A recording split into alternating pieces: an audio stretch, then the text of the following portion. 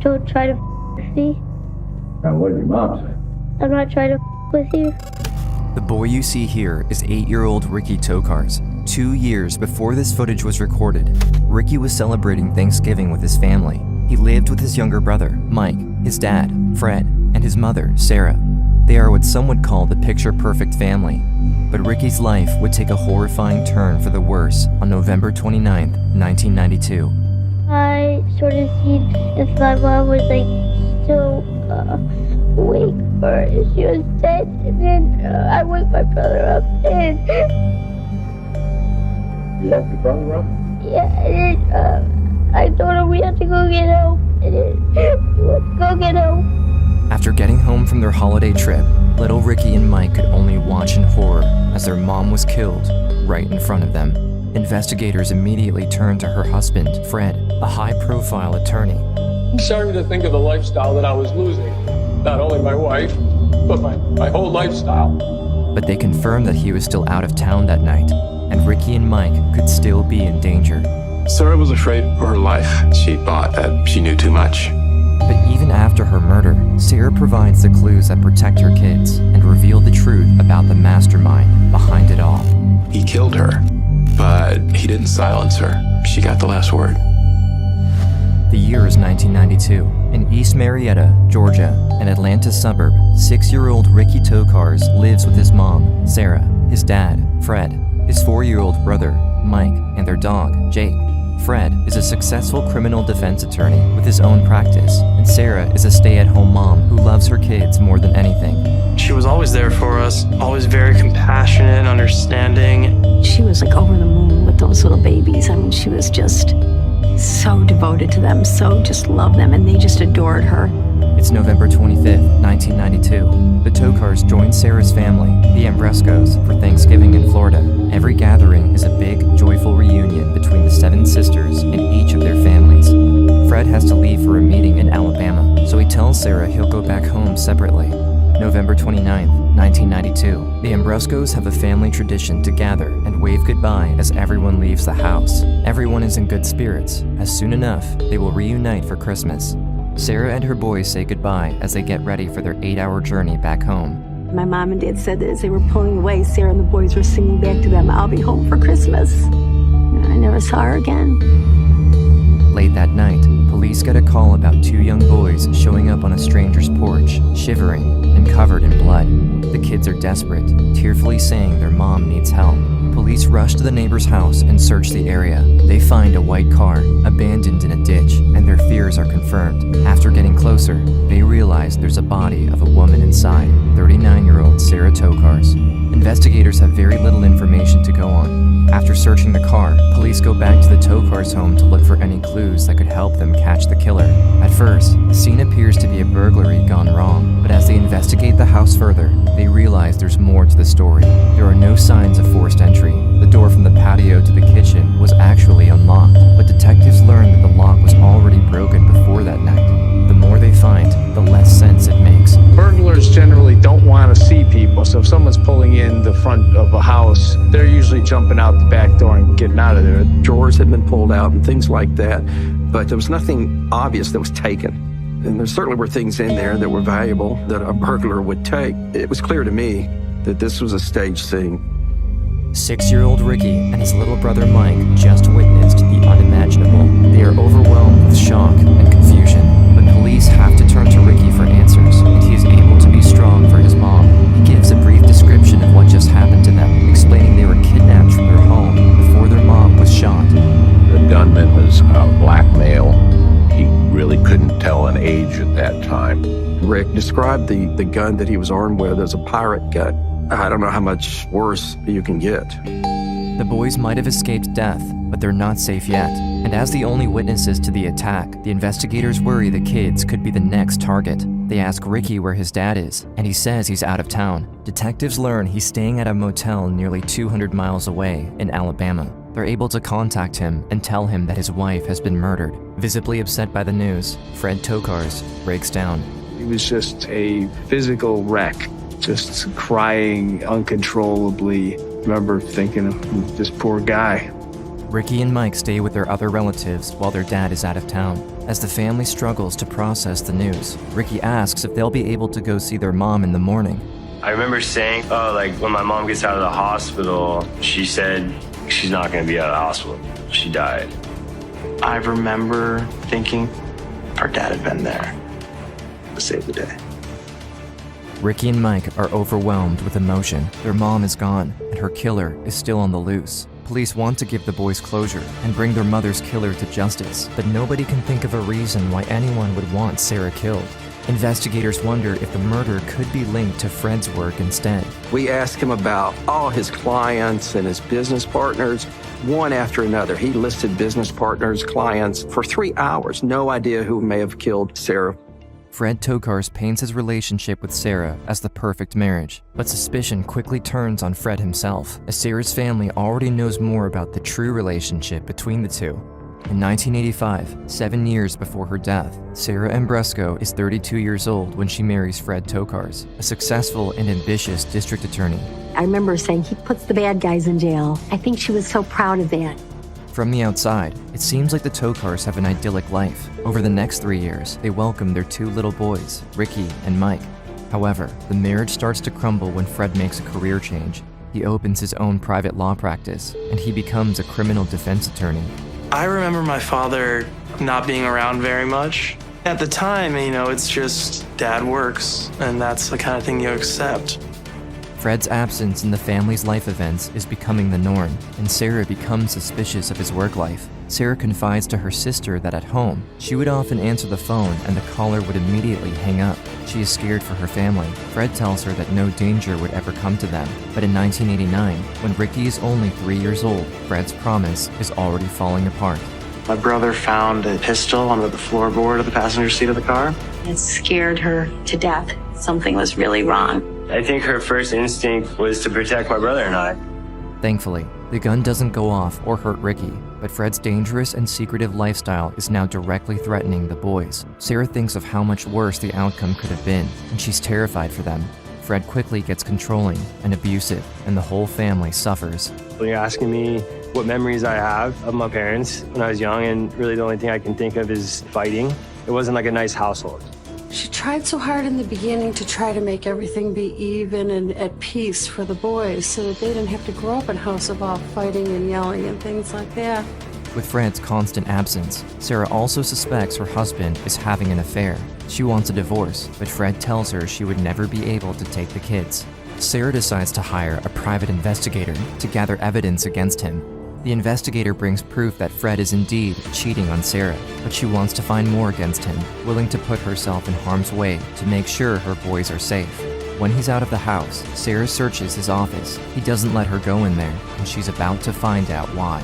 She soon finds incriminating documents proving her suspicions about Fred.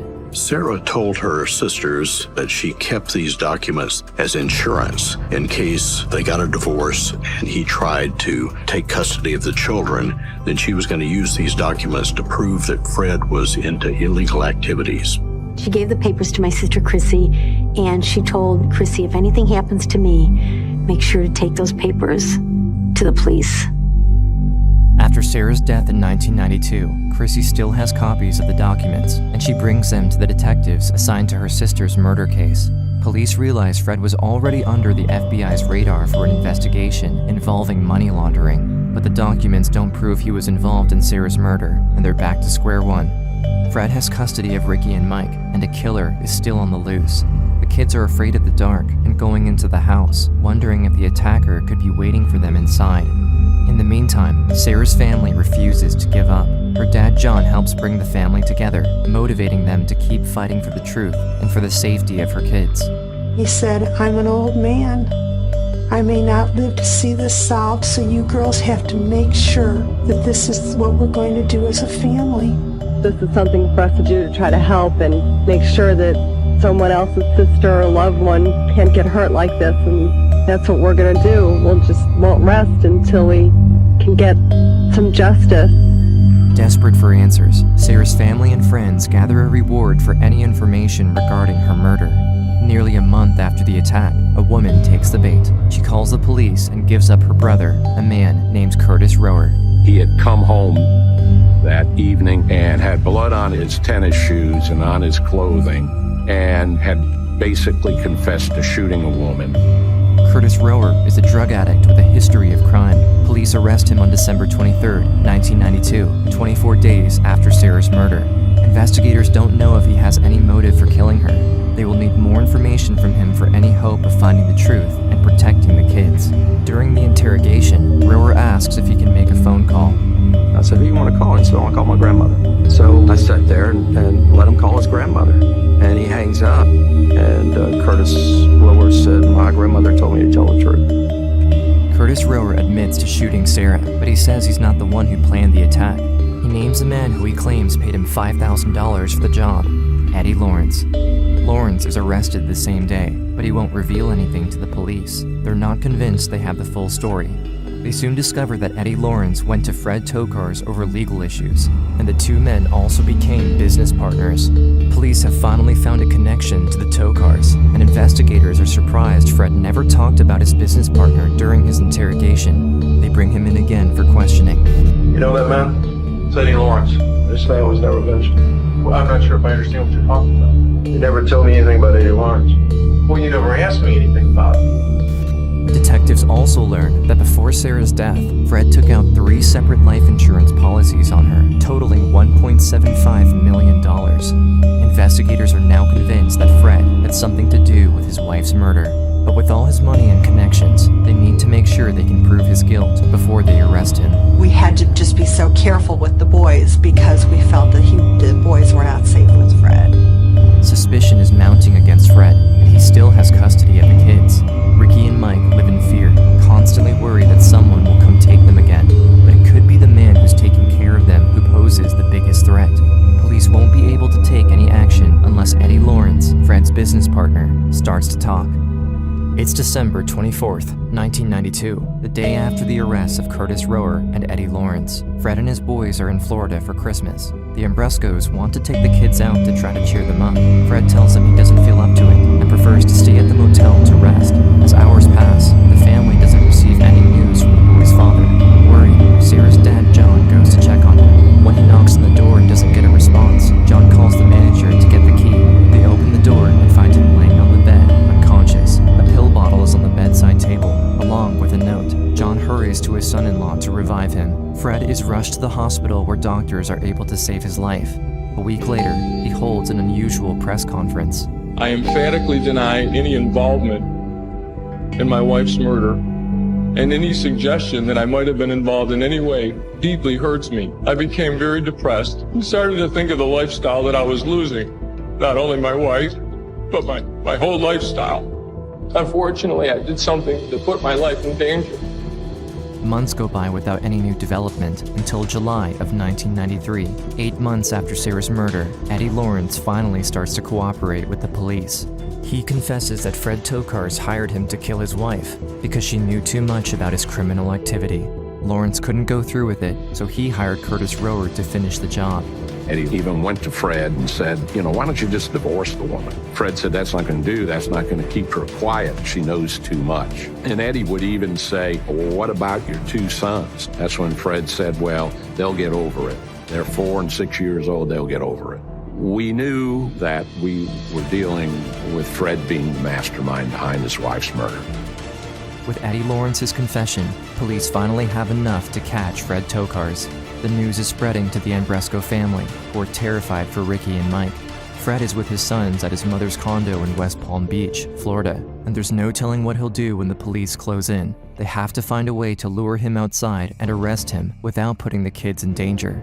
It's August 25th, 1993, nearly 9 months after Sarah's murder. Detectives know Fred is frustrated with all the media coverage around him and the case. They decide to use this against him and pose as journalists while gathering around the building. Just as they hoped, an unknowing Fred goes out to confront them. Once he's outside, police know he can't hurt the boys, and they make the arrest. We just breathed such a sigh of relief. We're like, oh my God, because in the end, that's all Sarah cared about. The kids are finally safe, but Ricky will still have to face his mom's killer to make sure there's justice. It's 1995. 3 men are behind bars for the murder of Sarah Tokar's, her husband, Fred, his associate, Eddie Lawrence, and the hitman himself, Curtis Rower. Each one of them needs a separate trial. Curtis Rower tries to claim that Sarah's death was actually an accident. The hitman says the man who hired him, Eddie Lawrence, approached the vehicle after they pulled over. Lawrence then grabbed the gun, which went off. Now, Ricky has to relive his horrific night in order for the jury to know what really happened and to make sure the killer is convicted. November 29, 1992, around 10 p.m. Sarah pulls in the driveway of their Atlanta home. Exhausted from a long day of traveling, Mike is asleep in the back seat. Sarah lets him rest for a few extra minutes while she gets Ricky and their dog Jake out of the car to take them inside. She opens the door. The house is dark and quiet. After just a few steps in the home, a man with a gun suddenly jumps in front of her. Before Sarah can process what's happening, he orders him back outside the house. Without taking her eyes off him, Sarah obeys, pleading with him not to hurt them. As they start walking back in the driveway, the attacker kicks the family dog out of the way. His sudden outburst of violence terrifies Sarah. Anytime a 6-year-old sees their parents scared, I think that's what makes them scared. In the midst of the chaos, Mike is still sleeping in the back seat of the car, unaware of the horrors they're about to face. Sarah holds her oldest son close to her, but the man orders her to get in the driver's seat. Ricky sits next to her on the passenger side. The man opens the back door and sits behind her, right next to Mike. In the rearview mirror, Sarah sees the intruder's gun pointed at her head. I remember being super uncomfortable in that front seat. Told my mom to drive. My mom started driving. He was doing like a play-by-play, like turn here, turn there. My mom was pleading with him, just let us go. But to be honest, I didn't really know like what was going on. She desperately holds on to the hope that if she listens to his commands, they might be left unharmed. But that couldn't be further from the truth. I don't think it was that long of a drive, maybe 10, 15 minutes from the house. We just got to this road, no lights or anything. And I recognized that road because it was the way that we used to drive to our elementary school. And I just remember my mom saying, like, don't hurt the boys. And he, shot her. The gun went off. It was just super loud. And in like movies where a bomb goes off and everything's kind of moving slow, I remember the smell of the gunpowder. The guy hopped out of the car and ran. He was gone. The car is out of control, and it keeps going until it stops in a ditch. Ricky hits his head after the sudden stop, and the little boys are now all alone, next to the body of their mother. For a few moments, Ricky is frozen in his seat. He remembers his mom teaching him that it's not safe to leave vehicles running, so he reaches over and turns the car off. I remember, like shaking her, like, hey, Mom, wake up, we gotta go, I didn't think she was dead. I thought she was gonna go to the hospital and get fixed up, and then things were gonna go back to normal. I don't even think a 6-year-old could grasp it, the enormity of it. As she doesn't move or reply, Ricky figures she's hurt and needs some help. He unbuckles his seatbelt and opens the door. The boy steps outside and heads towards the back door of the car to help his little brother out of his seat. Ricky then takes his hand and leads him away from their mom. The two little boys see some lights on in the distance and instinctively run towards them. They reach the nearest house and a man opens the door. Ricky and Mike are covered in blood and he immediately calls the police.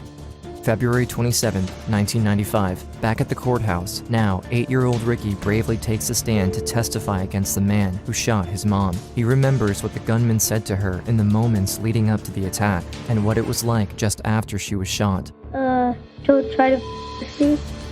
Now what, your mom? I'm not trying to f with you.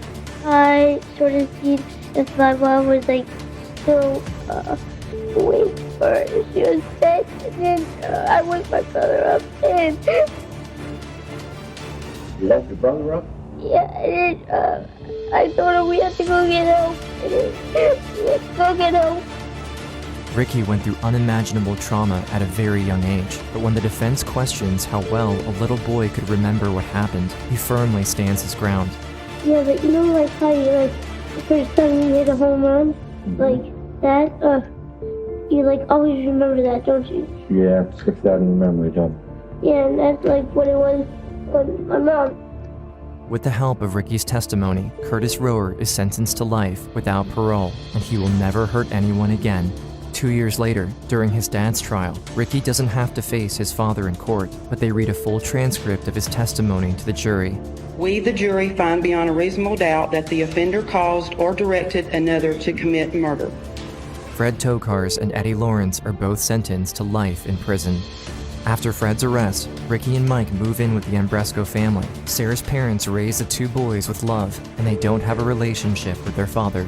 I have not spoken with my father since he was found guilty. And no, I don't think I ever will. He hasn't been my father for a long time. If I was a powerful lawyer in Atlanta and I had this crazy idea to kill my wife in front of her 2 boys, I would be so torn up. I try to spend the rest of my life trying to ask for forgiveness and trying to make it right. That's just me, though. So I don't forgive Fred, and I probably never will, and I'm fine with that. People process trauma in many different ways, and while Ricky doesn't forgive his father, he doesn't let him control his life either. Instead, he lovingly remembers his mom. Despite the tragic end of her life, she succeeded in protecting her children against her husband, which is what mattered to her the most. He killed her, but he didn't silence her. She was able to get the evidence of what he was doing and get it to the right people before she was killed. She got the last word. Today, Ricky is surrounded by his loving family. They still celebrate the holidays, and they enjoy spending time together, keeping up the traditions Sarah always knew. Now Ricky's the one who makes the Hungarian stuffing. We just do all the same things. And I think as long as we were trying to do all that, somehow there'd be some sort of peace and some sort of joy in their life. Ricky started his professional journey, dedicating his life to helping others as a lifeguard, and he worked as an EMT. Now, he's pursuing his own passions. He loves the ocean and water sports, and he works in the surfing industry. He won't ever forget what happened to his mom, and he won't forgive his dad, but he has moved on to enjoy his life with loved ones. I mean, I don't know another normal. I don't know what it's like to have a mom. Being angry is tiring. I got a pretty good life, traveled the world, and made really good friends. And I don't meet people and say, hey, my name's Rick. My mom got shot when I was 6. Nice to meet you. You know, I never wanted it to define my life. Simple.